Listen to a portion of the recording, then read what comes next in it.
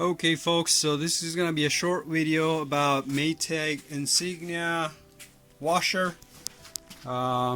It's making noise when I turn it on like this. So long story short, I found the culprit, and it is that pump to the right, the water pump. This one right here is making that loud noise. And with the magic of mail delivery, we got a replacement pump delivered to us today. This was $20. We're just gonna replace it and see how it goes. All right, once we install, we'll show it to you.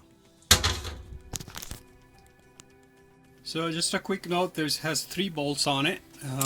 1, 2, and the third one is here. These are just a pressure clip. You just take a plier, open them up. Be careful there's no water in the hose.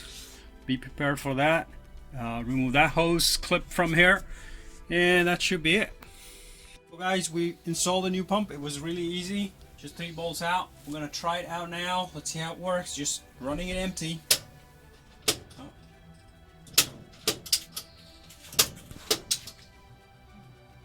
Because I have the door open.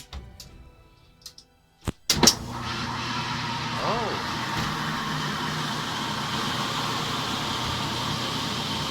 And it's working, guys.